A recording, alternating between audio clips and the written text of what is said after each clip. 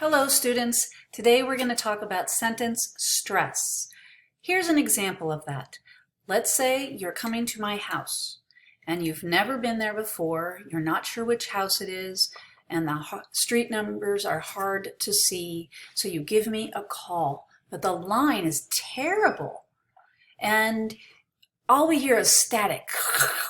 And I keep saying, you're on the right street, my house, my blue car is in the driveway. My blue car is in the driveway. And all you hear is, and I keep saying, do you see my blue car? It's in the driveway.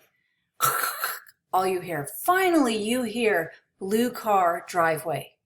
Those are the stressed words in the sentence. That's what sentence stress is. It is distinguishing the content words, the important words, which are said a little bit louder and held a little bit longer in the sentence, and compared to the structure words, which are not very important and therefore said a little bit quieter and more quickly. A native speaker, it sounds natural to the natural neutral sentence has the time between the important words will be equal, and the amount of time on the structured words, those always get squished together to be equal. That's what makes you sound like a native speaker. You can do this if you practice reading aloud every day for 5 minutes. Take a look at a sentence, identify which words are important, and then practice that sentence several times, and you will get into that cadence where those structured ones are quick and quiet and the important words are said to be emphasized.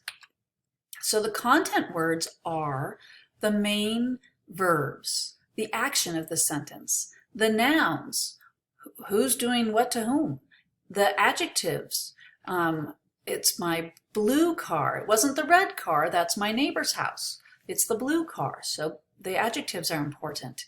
The adverbs, the W's are very important when asking questions. What is for dinner and where is dinner? Very different questions.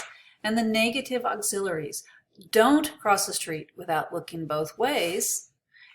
That don't is important. The structure words are unstressed. They are the ones that don't add a lot of meaning to it. They are the pronouns, the prepositions, and the articles, conjunctions, and, but, and because, and those auxiliary verbs. One of the auxiliary verbs that gives English language learners trouble is do. In English, you ask, do you have your phone with you? And have your phone with you is how it's said in other languages, often without that do. It's an extra word. It's not that important. And then again to the native speaker, where the time between the stressed words is going to be the same. And you'll get there. Trust me, you just have to practice. So I've been talking about neutral sentences, but what about if a sentence I want in particular to emphasize a particular word because it will change the meaning of the sentence? For example, here's my dog Willa. I love my dog.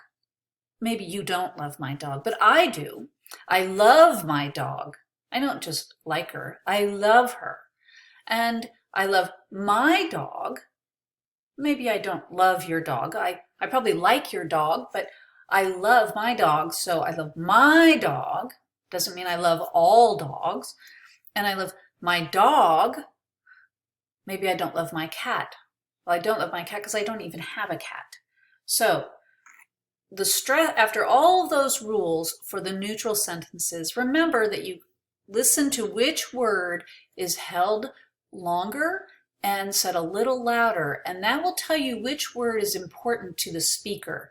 And you can practice that by changing which word you say as the important word, and you'll begin to recognize those differences in meaning. So remember, read 5 minutes aloud every day. Take a moment to identify the important words of the sentence and then practice reading it out loud and you'll get to sound like a native speaker. So thanks for listening, and I hope that you have a great day, and I'll see you soon.